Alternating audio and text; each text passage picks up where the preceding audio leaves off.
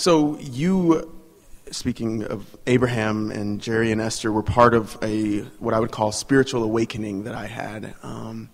And most recently, I've actually gone through what I call a political awakening as well. Everything that I used to believe about government and politics and public policy and the way that our country is run has been challenged.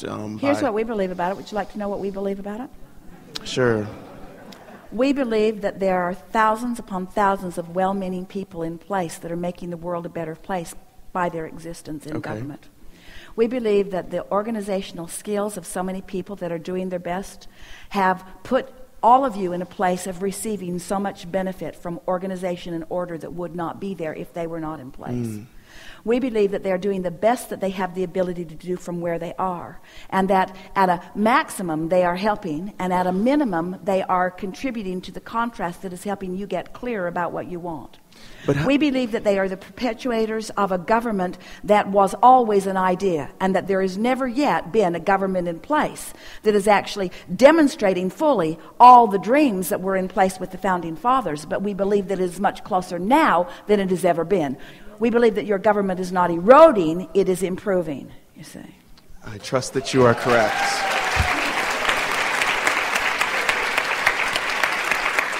And we believe that government, like everything, has pockets of things that you could use as your excuse to wobble.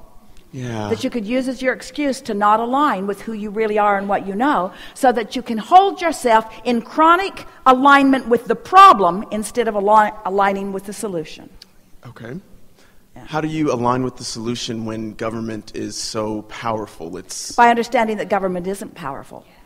By understanding that government is a collective consciousness, but one who is connected to the stream is more powerful than millions who are not. By casting your vibrational vote, by observing what's going on in the world or in your nation and launching your rockets of desire and becoming true to them, not true to what's going on. By giving your attention to what you want, not to the absence of what you want. By being part of the solution instead of part of the vibration that law of attraction is responding to the problem.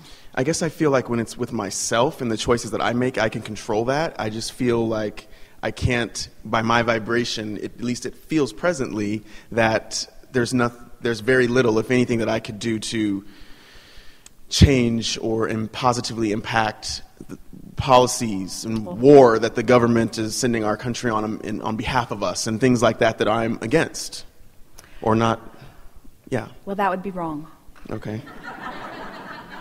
We understand why you feel that way. Let us give you something, because Esther's been dabbling around in some of this too and feeling some of the discord of some of the things that she can feel moving into place too. And she discovered a process for herself that has given her a sense of empowerment and invincibility beyond anything that she's ever felt before. And incidentally, it came on the heels of the very thing that you're talking about. So it was the reason that she got lined up with all of this. So she drew on her notebook something that looked like a big cone, like a big megaphone. Big opening on one end and a little point down here at the other end. And she drew a little stick figure that represented her at the end, at the point of this megaphone. And then she thought about all the things that have been before that are now benefiting her. She started out with appreciation about Jerry and all the things that he thought, all the things that he knew, all the things that he taught her, all the things that he put in place, all the things that are in place in her personal world, the properties, the beach house, the vehicles, the passion for Abraham. In other words, she just started making lists of those things, and she drew them on little streamers in her vortex, all pointed at her. And then she thought about her own parents and their parents and all that had come before. And it felt like everything that has been was all there to benefit her in her now.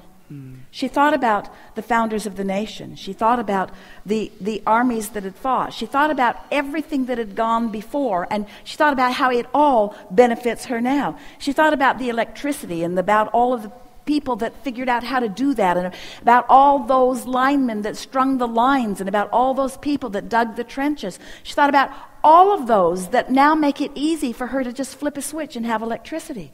She thought about whoever it was that figured out the internet, whoever it was that figured out the microchip, whoever it was that figured out all of that just for her. All of that just for her. Everything that everyone has been thinking and doing, all of it just to make this moment in time where I stand in this place of freedom, where I can do what I want, where I can say what I want, where I can be what I want, when I can do as I please. In other words, all of that. And as she focused, she sat for hours one day and just wrote of all of the things that are all leading to all of that. And about an hour into it, she began including pieces of government too. Because all of that is part of that too. Whether you believe that they are right or wrong in their decisions, all of that has all led to where you are now. And where you are now, don't you feel more invincible right now? Esther does. Don't you feel more sure of who you are? Don't you feel tuned in, tapped in? Esther managed to come into alignment with how we feel about all of that, you see. Imagine 2 hours into focusing upon the world and finding herself no wobble, pure positive energy, high-flying disc. That's what's more powerful than millions who are not. Those people in government, bless their hearts, they're so close to it. They get all bound up in the quagmire. Their feet stuck in the mud. They get so partisan, they can't even think clear thoughts. Things come out of their mouths that they don't even mean. They find themselves contradicting each other just because they're standing on the other side of the aisle. They're giving up reason and rationale just to be partisan. Yeah. So what? That's not where the power is. The power is all of this. The power is right here where you stand, you see. They can't buck your current. Everyone could get all mixed up all at once, and there could not be enough negative discord to stop this earth from spinning in its orbit. The well-being has been pointed toward you and all that you are living so profoundly for so long, it can't go wrong. The worst thing that can happen is that any of you can find something to fuss and worry about and use it as your excuse to get outside of this alignment that is all for you, you see. How did anybody ever find any solution? How did they ever figure out electricity anyway? How did they ever figure out the combustion engine anyway? Do you really want to condemn the fuel that you're burning in the engine, or do you want to praise the engine for a while you find a fuel that's even better? You see what we're getting at? It only takes a few. It only takes a few on the leading edge of positive expectation. And you know what? There's way more than a few. Well-being is certain. You just get to decide how much of the well-being flows through you toward the things that are important to you, or how much of it you pinch off for some reason that is flawed. Okay.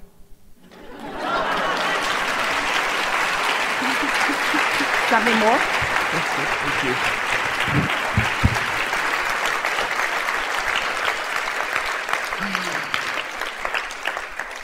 Doesn't it feel good to come into alignment with who you are?